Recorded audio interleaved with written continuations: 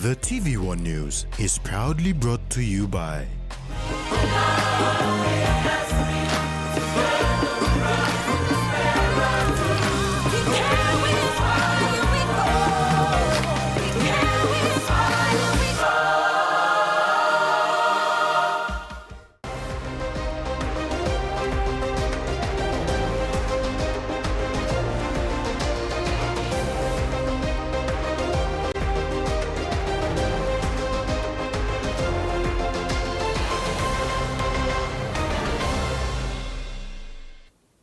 Hello, this is TVWAN News. Thanks for joining us. In this edition, CS Commissioner explains viral video, local leaders lead awareness sessions in Manus, and concerns raised about retention of teacher certificates. Acting Correctional Service Commissioner Bernard Nepo, in a media conference today, said the video of members of the Correctional Service lying on the ground with police officers around is in relation to the alleged confiscation of firearms at the Bomana Center of Excellence. Acting Correctional Service Commissioner Bernard Nepo said 4 non-CS officers were allegedly involved in stealing firearms. He said when he was informed of this, he instructed CS members to investigate this and retrieve the firearms from the non-members. Unfortunately, the men he sent were arrested by police while pursuing the case, while the 4 suspects escaped. I told my officers, go and check who went and got those firearms from Bomana. And while they were pursuing, I want to also point out that Igatim also policemen too, they have some deals here and there. And so these were people who colluded on 2 occasions, first mutiny and this time around is the second one. And just to, spoil my reputation. Nepo also clarified that he was not among the 17 arrested by the police. I'm not involved with these things. I was here until last 10 o'clock because of those. And so I have no idea where they're getting those information. Nepo said CS is a disciplined organization and the right process of investigation will be taken to deal with this matter. Speculations about, acting commissioner or Nepo doing this and that. I'm not here to do this and that. So the only issue is who went and who authorized some people to go and get the firearm from Bomana. That is the issue now. And so that's for the investigation. For me, I have never instructed anyone to go and get a firearm. Talks are underway with the police hierarchy to normalize the situation. Who authorized them to go and steal the firearm from Bomana institution? That's when I issue instruction for them to go and pursue and get that firearm. That's when there was a bit of a tussle between police. And so last night I spoke to the Metro to get my officers out from the Wagani cell. But up to now, as I speak, I think they're still there, and the Commissioner of Police and Metro, plus other senior officers are addressing them. So after our conference here, I might head over to Wagani. Tracy Pa, TVWAN News. Police have confirmed that the detainment of correctional services personnel following what they called a disorderly conduct incident last night. The arrested CS personnel are being charged in relation to the illegal discharge of firearms, assault, and making threats against other personnel and their families. The situation began with a confrontation at a CS barracks and moved to a residence in NCD, where the arrests were made.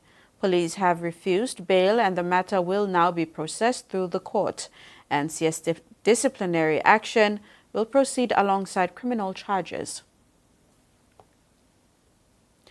Local leaders in Manus conducted an awareness yesterday at the Los Negros LLG yesterday.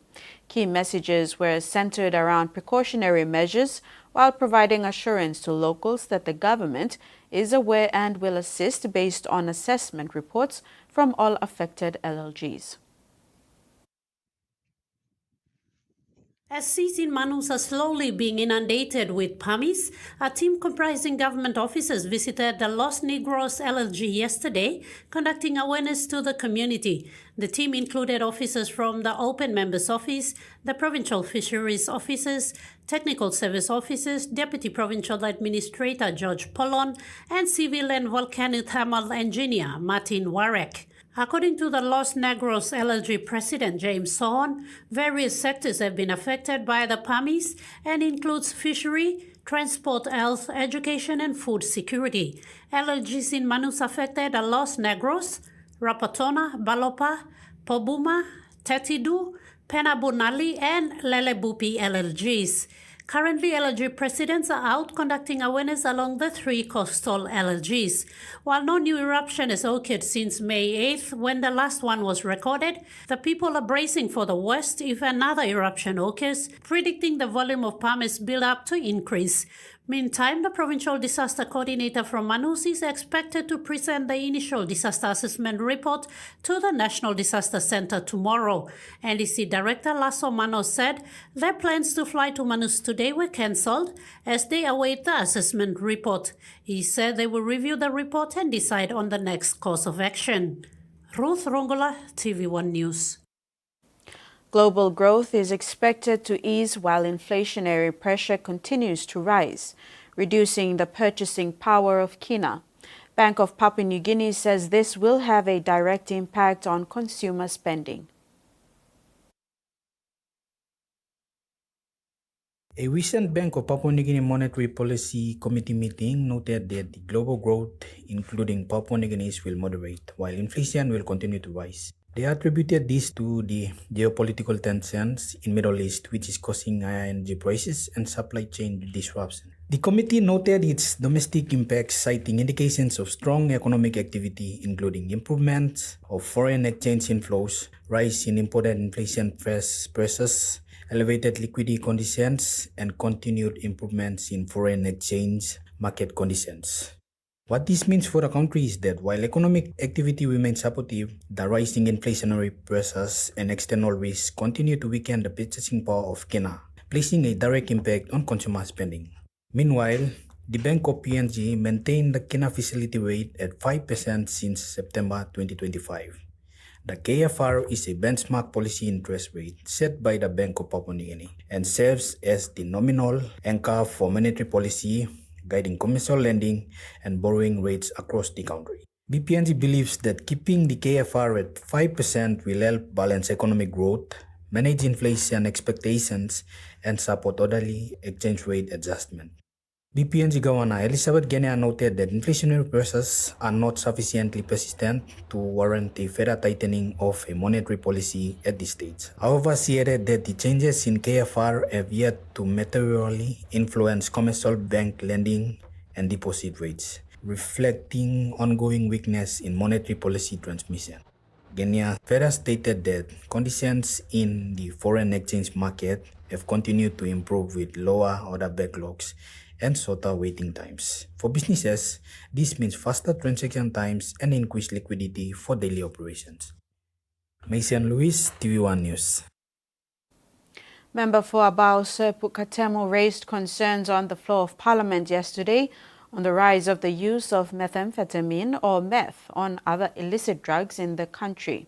Sir Puka said almost 3 tons of illicit drugs, including meth, are ready to be shipped out of the country, as announced by Deputy Police Commissioner recently, and asked the Minister of Police, Sir John Pundari, if he is aware of such.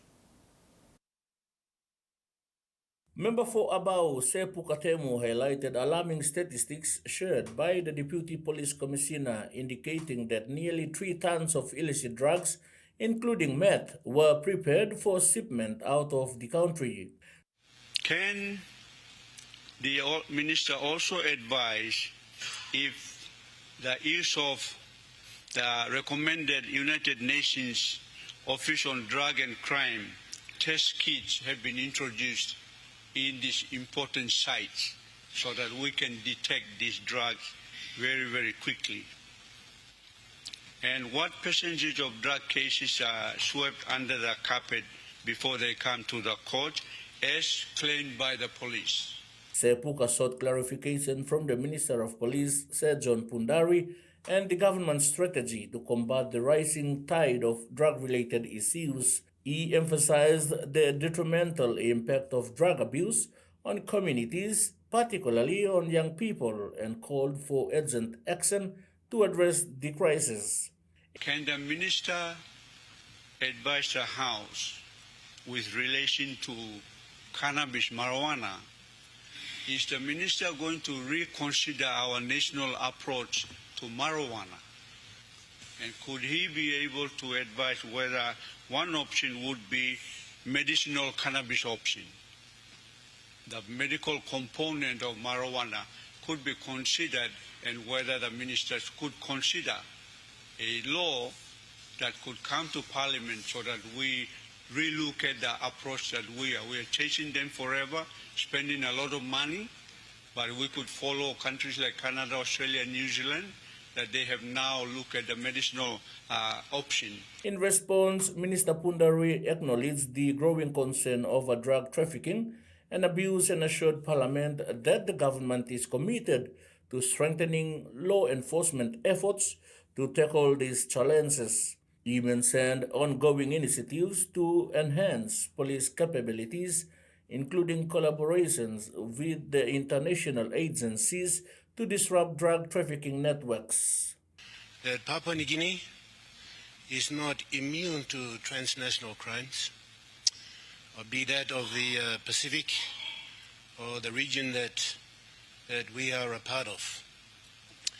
Mr. Speaker, transnational organized crimes or organized criminals continue to seek to exploit our country. And Mr. Speaker, we ought to stand our guard. We ought to stand our guard. Mr. Speaker, ino olsem drug ino hitim country bla yumi yet. These organized criminals have already penetrated through maybe insider threats and the gaps that we have created ourselves.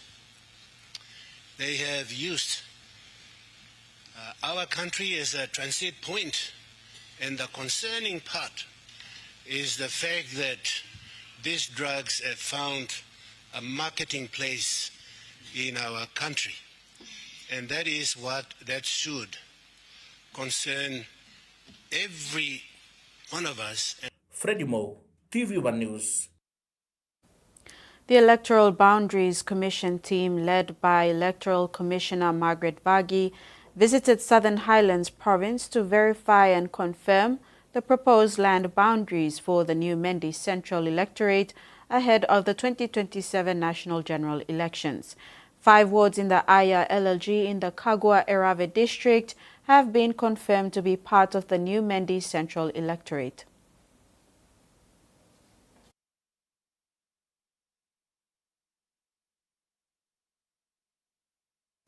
And we apologize for that. You're watching TV1 News. After the break, officer returns to clear a World War II explosive and entrepreneurship program set for PNG schools.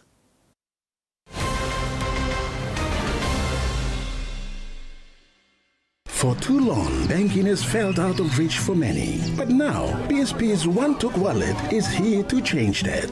Send and receive money, pay bills, and top up. It's your money, wherever, whenever. Because at BSP, we are committed to improving how our customers connect to our One-Talks, to our family, to the ones we love. BSP's One-Took Wallet. Money made easy. Dial *131# for everyone. What a game this has been. With a minute to go, it all comes down to this. And here they come. They go wide. Passes to Becky. He juggles. Kicks it. Who will get there? No, Kara. He's over. What a try. All the emotions are flowing. Jubilation. Ecstasy. What a game. Yumi Papa na Mama Ground. We protect our land, we provide for our families today and tomorrow. One kind thinking na pasin must stop. ICT infrastructure works the same way. It helps families stay connected, students keep learning, clinics reach patients, and businesses keep growing.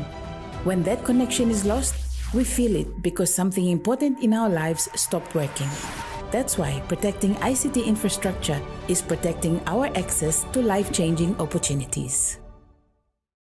A true champion is measured by their courage, their determination, and their passion to never give up and to always keep trying. With a delicious Milo in Milk taste and added nutrients, Milo in Milk is a great way to fuel our little champions with nourishing energy every day. Because true champions give it their all. Milo, PNG and Mia. Find PNG made.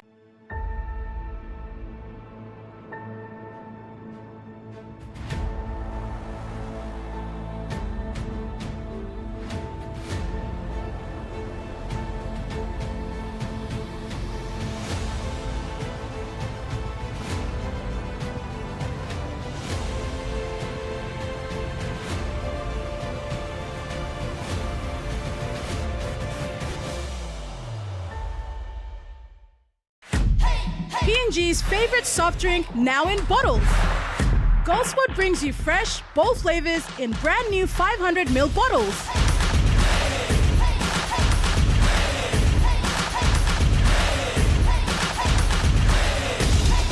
Taste the rainbow. More freshness, more flavor, more fun. Lime, orange, raspberry, and pineapple. Proudly made in P&G. Proudly Goldsport. The PNG LNG project has now generated more than 30 billion kina for Papua New Guinea since production commenced. Nearly half of this amount has been paid as tax. Equity distributions are paid to KPHL and MRDC based on the interest they hold. Tax is paid to the IRC, while development levies and royalties are paid to DPE.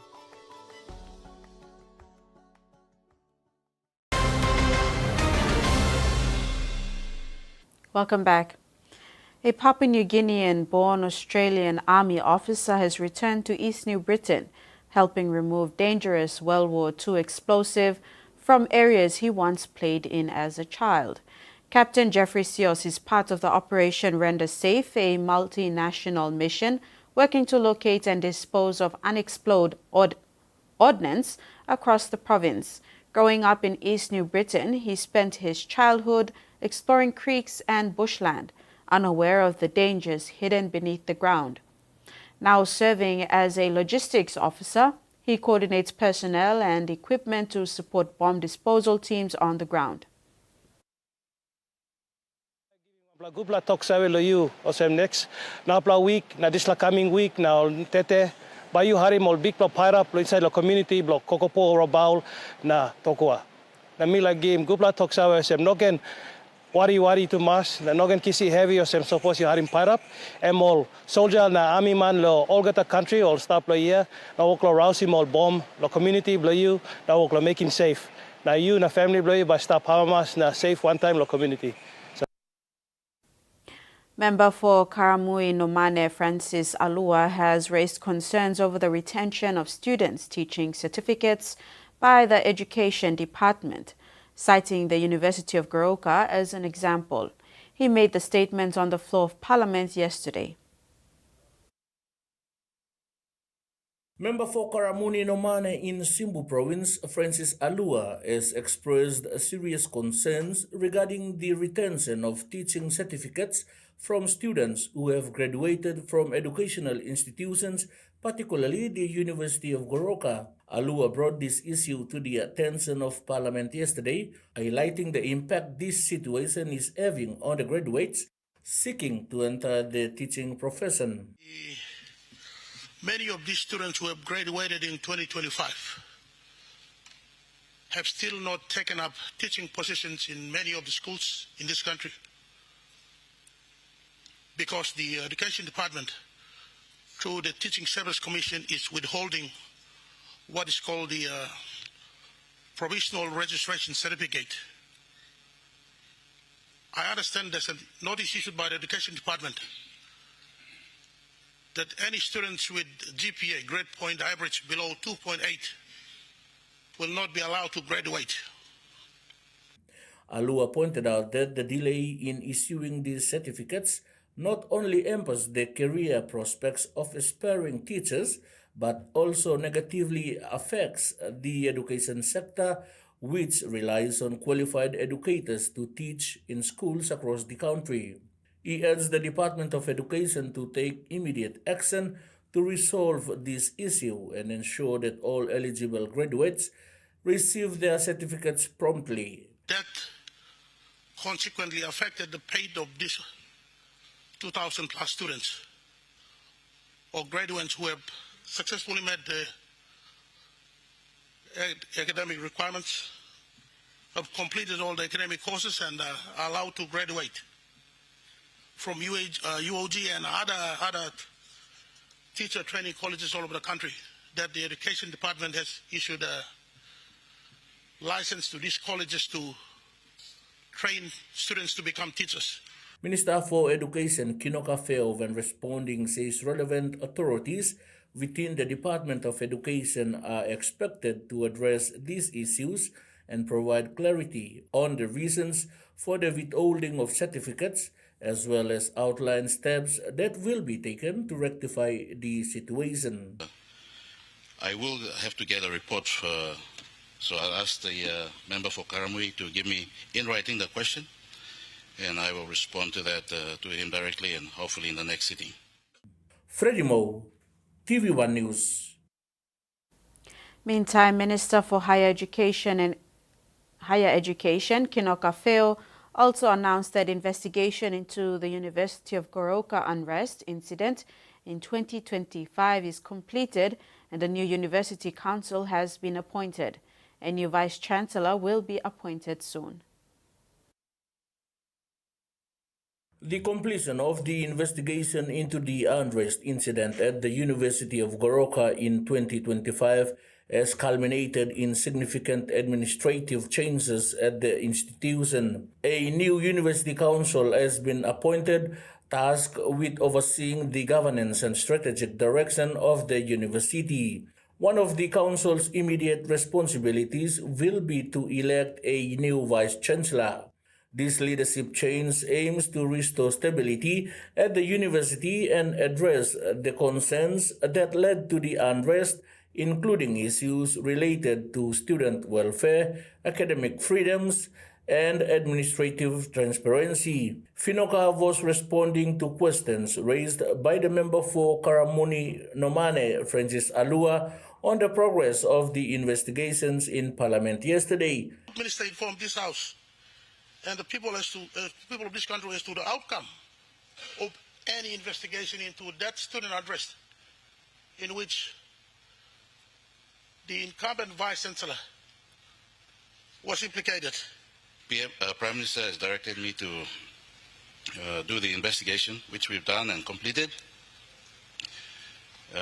In terms of recommendations, we've implemented a few policies, and one of which is to replace the council, which we've done. The council will then decide the fate of the VC. Minister Feo emphasized the importance of moving forward collectively to ensure that the university returns to a productive academic environment. He said the new council is expected to implement reforms that will improve the university's management and enhance the overall educational experience for students. We've completed all the recommendations. I will formally give a report to Parliament. But yes, we've not stopped or we've not done anything about it. We've done the report or the investigation, and the recommendations are implemented as we speak. In November 2025, violent clashes broke out between University of Goroka students and local community members, leaving more than 50 people injured and prompting an indefinite suspension of the academic year. The unrest began after a student was attacked by locals, sparking a retaliatory confrontation that required heavy police intervention. Freddie Moe, TVWAN News. The University of Goroka will mark a major milestone next month with the official opening of its new Central Administration Block and Student Forum building. The new facilities will be formally commissioned during a special ceremony. The development of the Central Administration Block and Student Forum building at the University of Goroka, the institution's long-term plan to improve infrastructure, strengthen administrative services, and create modern spaces for learning and student engagement. Vice-Chancellor Professor Teng Waninga said the Central Administration Block will bring together key administrative offices under one roof to improve coordination, streamline communication, and make services more accessible for both students and staff. The upgraded layout will help reduce delays and enhance overall service delivery across the institution. Meanwhile, the Student Forum building will provide a dedicated space for student leadership activities, meetings, and campus discussions. It is also expected to support student organizations, clubs, and representative groups in carrying out their roles more effectively. Professor Waninga said the project reflects the university's vision of building a modern, responsive learning environment that meets the needs of both students and staff. Students have welcomed the new facilities, describing them as timely and essential for campus life, saying they will provide a more organized and professional environment for engagement. Tracy Pa, TVWAN News. A group of participants who recently graduated in training of trainers in financial literacy training in Port Moresby have been encouraged to be agents of change by utilizing their newly acquired skills to deliver financial literacy awareness and training programs in promoting prudent financial management. Participant Mitchell Gimotz of Women's Microbank described the training as one of the most valuable professional development opportunities he had attended. Graduates of the recent training of trainers in financial literacy training have been challenged to overcome obstacles and continue serving as agents of change. The participants were encouraged to empower individuals and communities to become financially informed and included. The training, facilitated by the Center for Excellence in Financial Inclusion, or CEFI, was delivered to representatives from financial institutions, the private sector, and various organizations to strengthen skills and increase knowledge in financial literacy. Speaking during the graduation ceremony, Manager for National Financial Inclusion Strategy Stakeholders Engagement and Coordination, Denny Coca, said that financial literacy, savings, and budgeting are life skills. Mr. Coca highlighted the critical role participants play in supporting Papua New Guinea's national financial inclusion strategy by reaching unbanked populations. He encouraged them to promote savings, responsible money management, and access to financial services. Acting Manager, Training and Capacity Development, Sebastian Mugu, thanked sponsors for committing their resources to the 5-day program, which ran from June 1st to June 5th. Participant Mitchell Gimotz of Women's Microbank described the training as one of the most valuable professional development opportunities he had attended. The graduates are expected to use their newly acquired skills to deliver financial literacy awareness and training programs within their respective communities and organizations. Mason Lewis, TVWAN News. An entrepreneurial program will be institutionalized in Papua New Guinea education system to ensure students are prepared to identify and pursue businesses' ideas after school. The National Department of Education is set to institutionalize an entrepreneurial program into technical vocational education right across the country. Called Know About Your Business, the program aims to upskill students with comprehensive entrepreneurial skills and knowledge.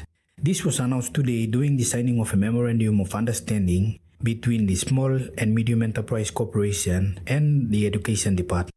The purpose of the MOU is to establish a framework for cooperation between SME Corporation and the National Department of Education to jointly implement, coordinate, and sustain the Know About Your Business entrepreneurial education and training program as an in-school entrepreneurial education program. Managing Director for SME Corporation, Petros Walda, described the signing as critical to help bridge the business illiteracy gap. With 85% of the people being illiterate in business, Most are involved in small-scale SMEs. This signing, security MOU signing is very, very critical for PNG. Why I'm saying this? Because PNG, if you look at PNG, is a very immature and young country. Though we got our independence 50 years ago, but in terms of development, we are so complex and so young. The fact that 85% of our people are illiterate, business illiterate. At every qualification point, we have to introduce the entrepreneurship program. If kids, if the students did not migrate or graduate into a tertiary upper, level of education into tertiary, they can have this necessary business startup skills so that they can be able to use it when they exit. If this program is incorporated into the mainstream education system, the country can be able to build an entrepreneurship mindset at an early age, enabling the future generation to take control of the economy, not through the 9-to-5 jobs, but through entrepreneurship. Secretary for Education Dr. Uke Komra noted that about 200 students dropped out of education system each year, and the challenge today is to empower them to ensure they are prepared once they leave the education system. We have to empower our youth, the young ones that are coming out of the school system every year and those who are in the community.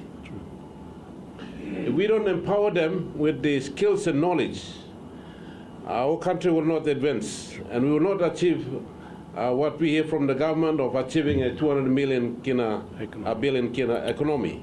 Mason Luis, TVWAN News.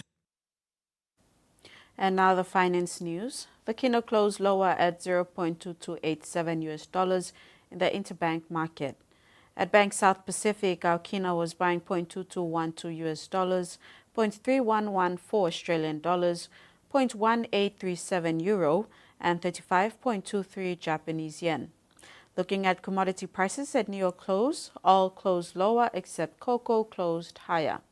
And on the stock market, the Dow Jones closed higher, ASX closed higher, and all ordinaries closed higher as well. TV1 News continues after the break. Stay with us.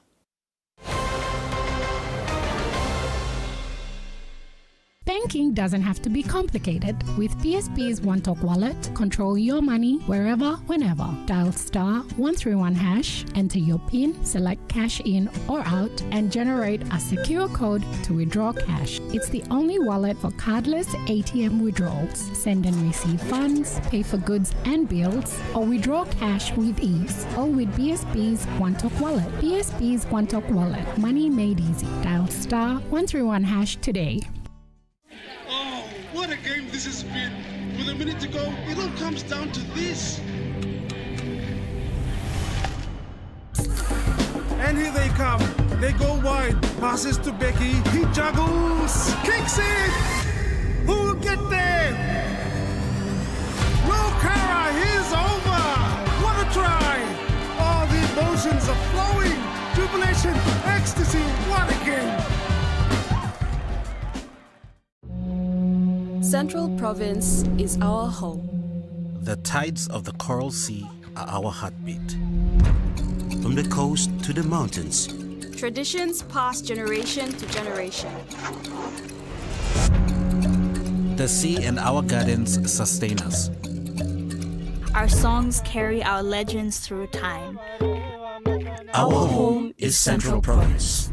Our nation is Papua New Guinea. You have to meet my best friend. She's the sweetest. Hey, check out my hair. Which one? The one on your head or the one in the sink? Relax.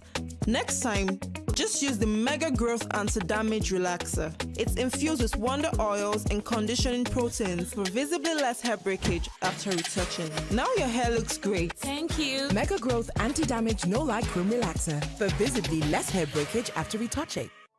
The PNG LNG project has now generated more than 30 billion kina for Papua New Guinea since production commenced. Nearly half of this amount has been paid as tax. Equity distributions are paid to KPHL and MRDC based on the interest they hold. Tax is paid to the IRC, while development levies and royalties are paid to DPE.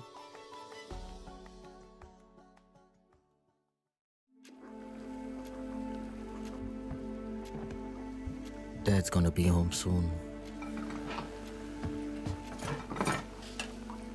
Dinner's not ready. He's gonna be mad. Mom's trying her best.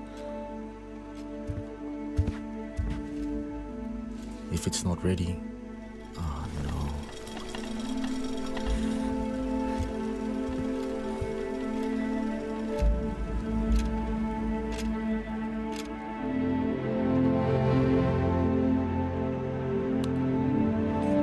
I'm proud of my old man.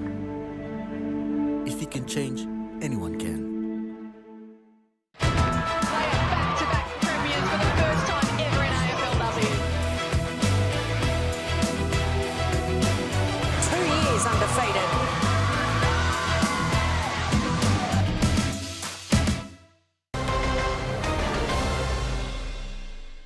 Thanks for staying with us. 3 families in Port Moresby were awarded school fee assistance today through a spin the wheel draw conducted by Pacific Industries Limited through its iconic Vita Juice brand. The promotion was designed to reward loyal Vita customers while helping ease financial burden many Papua New Guinean families face when supporting their children's education. Pacific Industries Limited, through its iconic Vita Juice brand, today celebrated the conclusion of its Winham School Fee Support National Consumer Promotion, culminating in the awards at Waigani Central. 3 individuals walked home with a total of 6,000 kina from the draw, a real reward for being loyal customers. So the idea of us coming up with this Vita Winham School Fee Support Promotion, we saw that basically Vita being in the country for over 40 years, almost 50 years. So Pacific Industries has distributed Vita since 1979, and it's been part of the community for generations. Obviously, I drank it as a child growing up, and with the economy and the situation currently it's faced around the world, and especially for us in country, we wanted to support the community with school fee support, basically because it's in the middle of the school year and it's not in the beginning. So that was the whole idea for Vita, supporting the community that it's been present in and selling for the last 50 years. In addition to the prize draws, brand manager Denise Giri said the initiative reflected the company's ongoing commitment to supporting communities and investing in future generations. Vita has been here for a while. Definitely we have run promotions before. We haven't in the last 2 years, so the last promotion Vita had was in 2023. So since then, this is the first since 23. Winners of the draw include Jedediah Nanai, 1,000 kina. Second prize winner drawn was Bridget Shona, who won 2,000 kina, and first prize winner was Agnes Lahari, who won 3,000 kina. All winners weren't available to collect their cash prize, however, will be made known. Furthermore, Pacific Industries plans to expand the presence of their Vita brand across regions in New Guinea Islands and throughout the country. Yes, I mean, Vita, we're here to stay. We've been here for a while, so definitely you'll see more of Vita activities and activations and events coming up throughout the year. We've been home-based in Rabaul, which is our home factory, and we'd like to go across the regions in NGI mostly, where we're basically based at, and then throughout the country, and continue Vita Juice as a brand that supports community and young people and health, and continue with the development of the country.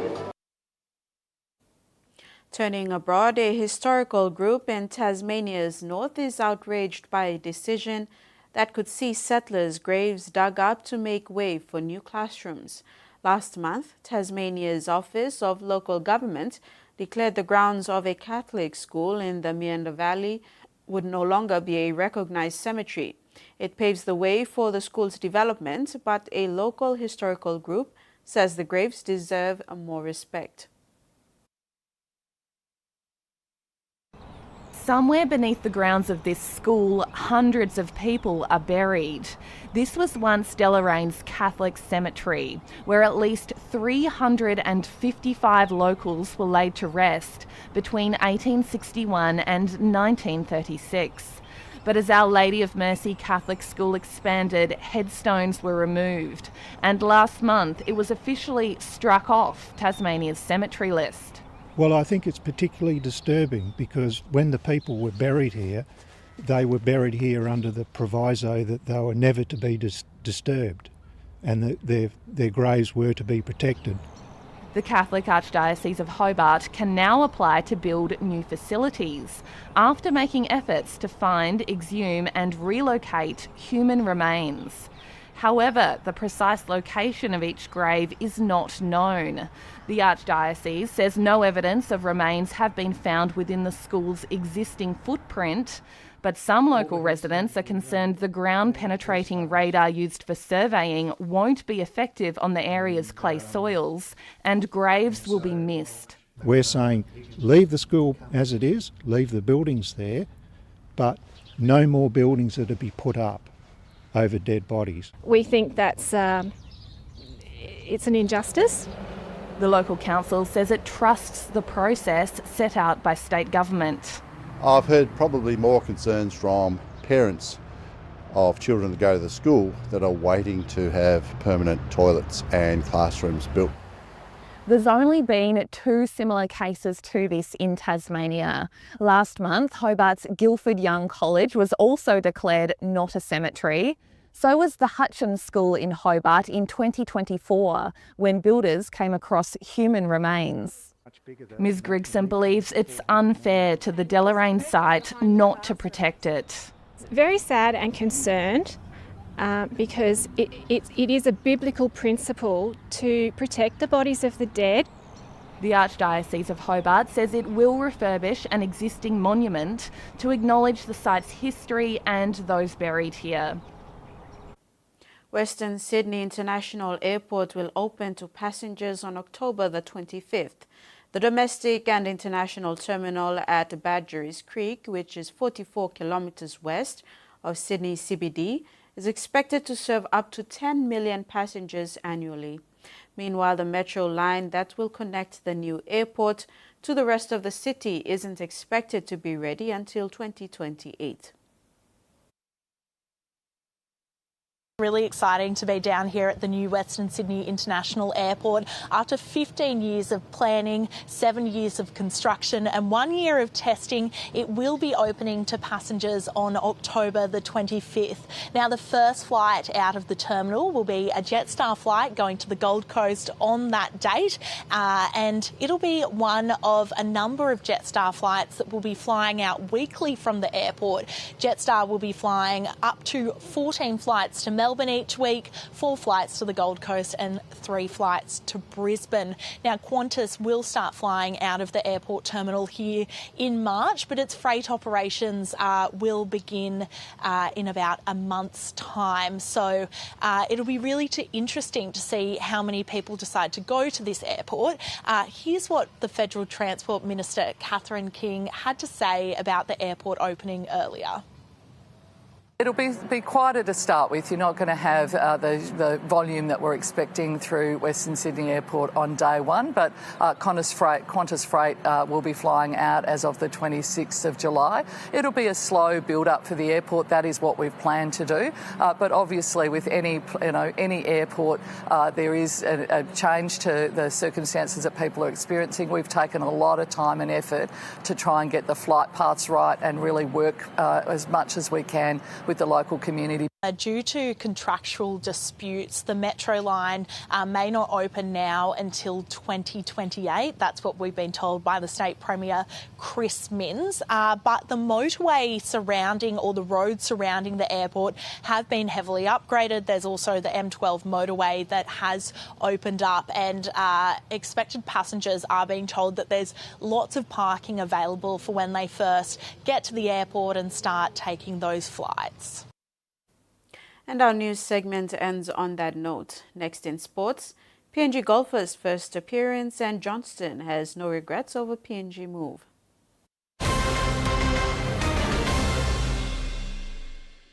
You sabi to awesome condom and one way where you can abrusim seek HIV, STI na unplanned pregnancy. Tingim, use him condom long right way. Stop safe na look out him you yet. Use him condom all get a time. Suppose you know save long HIV status long partner blog you, or suppose you got plenty partner. Use him condom good all get a time. Long haborusim seek HIV, STI na unplanned pregnancies. Use him condom banisim you yet na future blog you. This platok save ikam long National AIDS Council Secretariat.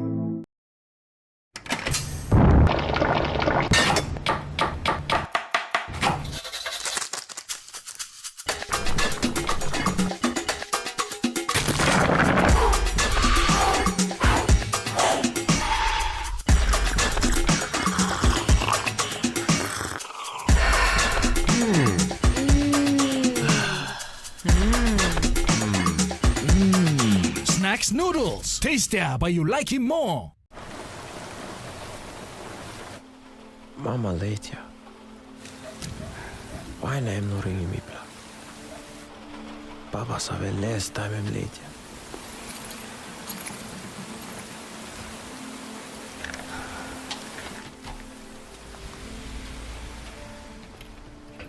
Time em bella, mi sabe less lo sta.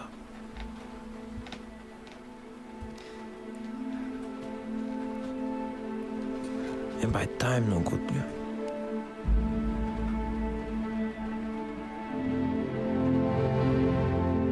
Pop's changing pasinya.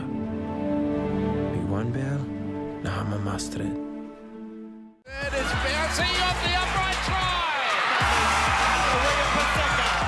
And the ball, big shot coming in. Oh, Tamika wrapped it around the fullback, and she'll score the first try with a 10-metre slide. Back to land that was stolen from us. Don't you ever let go of our land. Your brother's going to come. In violation of military discipline, conduct unbecoming of an officer, guilty of homicide. I lead an elite private military company. I have a certain job. I'll think about it, sir. Boss, I knew it. It's the hackers who's targeting Scam Ops. Codename Metamorphosis. The next time you fail to collect their payment, I'll show you what a real beating is. Sorry. Going to be the flagship competition that players that have been discovered.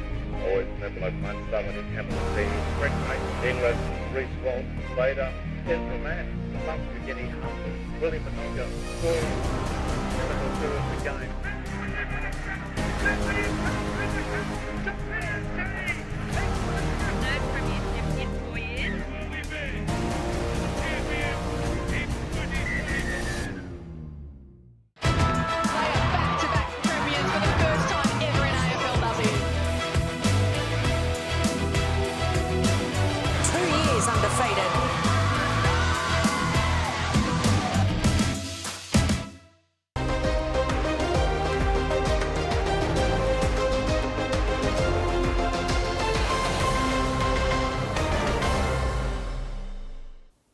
Welcome back.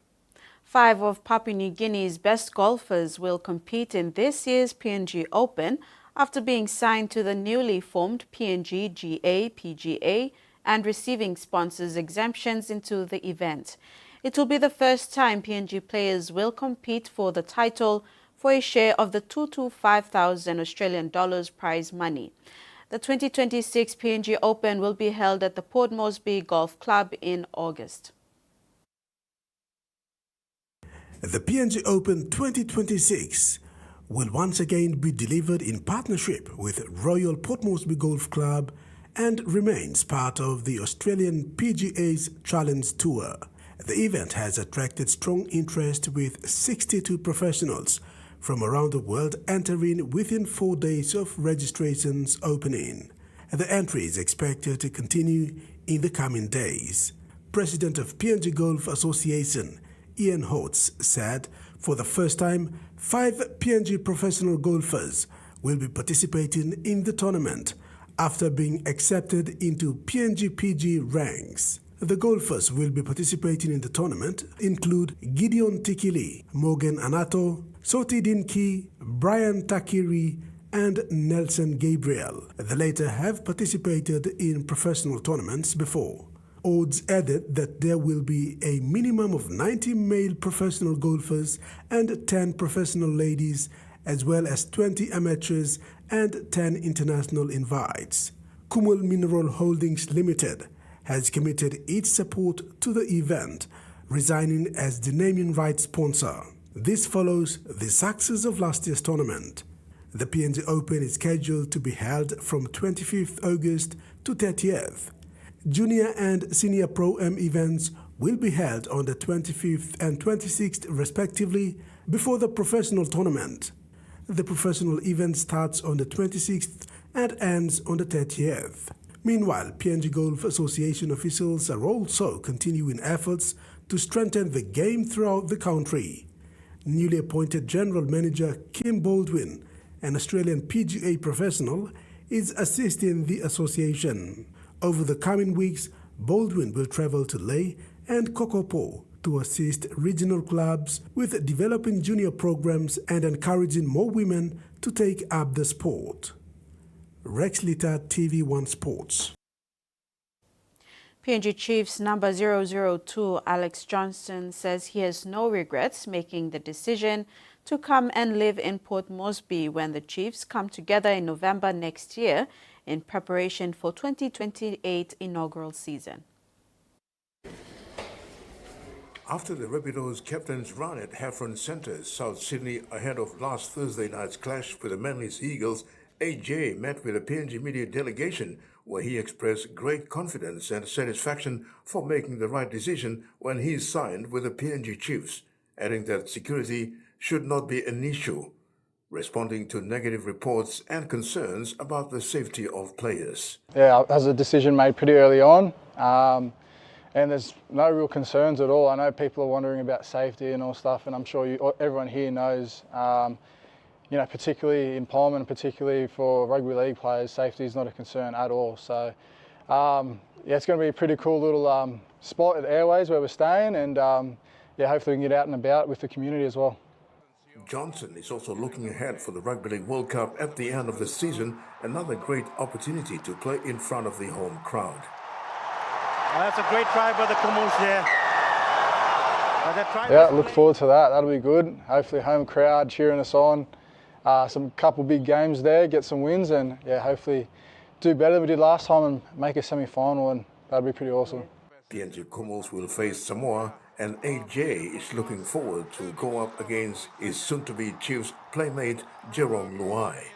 Oh, I think it's going to be a massive game. Obviously Samoa, the last World Cup went pretty well, so that'll be the big game to attend and everyone to go to, and we'll definitely want to put our best foot forward first game in the competition, While his partner has visited Port Moresby before, this time he's looking forward to bring his whole family up towards the Rugby League World Cup, which kicks off on October 15. Terry Longwood, TV1 Sports.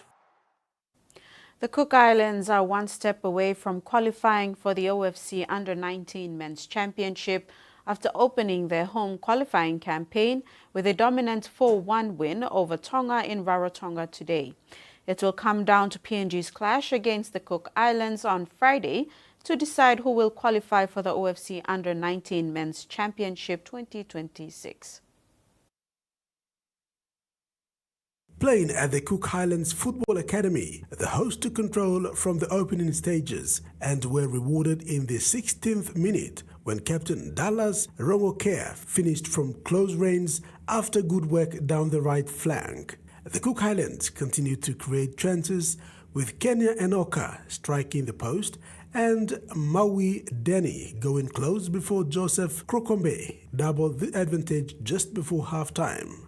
There was still time for Rongokea to grab his second goal in first half stoppage time, adding home from a set piece to give the Cook Highlands a commanding 3-0 lead at the break. The host added a fourth goal on the hour mark when a dangerous cross from Krokombe was turned into the net by Tonga defender Fetu'u Tonga. Tonga managed a late consolation goal through Fonua Moala in stoppage time, but the result was never in doubt.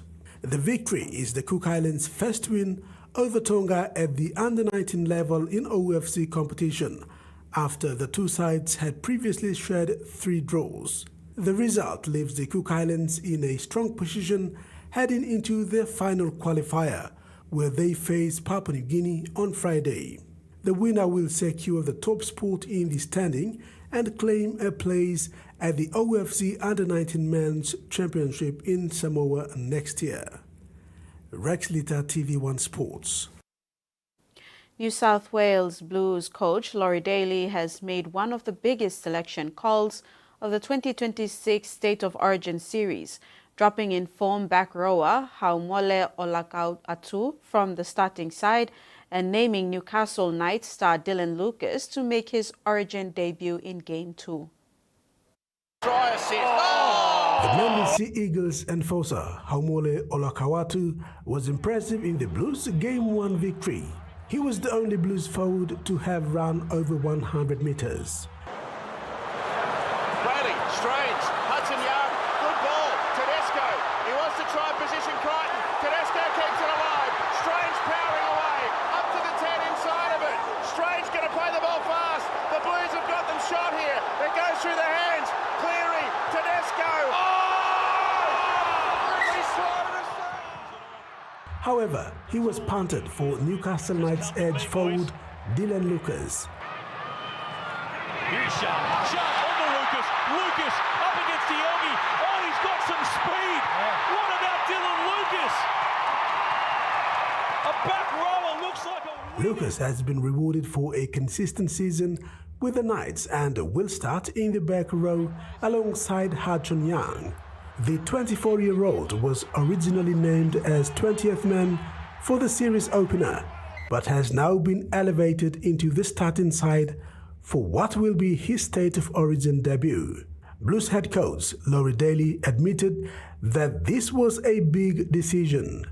He insisted Olakau'atu had done nothing wrong, but the Blues selectors felt Lucas's versatility and work rate would better suit the team's requirement for Game 2. Yeah, always difficult to have those chats, but you just got to make the decision on what you think is in the best interest of the team and what the team needs. You know, it was difficult, obviously. We tried to see whether we could put him on the bench, but just the balance of the side and the balance of the bench with another back rower there, we felt like we needed a big man. So, yeah, it's just one of those hard calls that you've got to make. You know, he's destructive back rower, but unfortunately we want to give Dill a run in this game, and I'm sure that he'll play really well. While Lucas's promotion has been welcomed as recognition of his outstanding season, the demotion of Olakau'atu remains one of the most debated decisions ahead of Game 2. The Queensland Maroons have also put in a decent team with only 3 changes forced through injury. They will be up to equalize the series and force it to decider in Brisbane. Game 2 will be held in Melbourne on Wednesday, June 17th. The game will be telecasted live on TV1 Sports. And we apologize we're unable to bring you the weather report as it was not provided to us.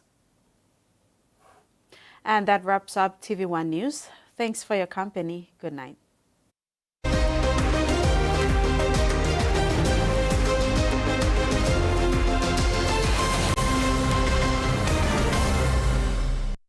The TV1 News was proudly brought to you by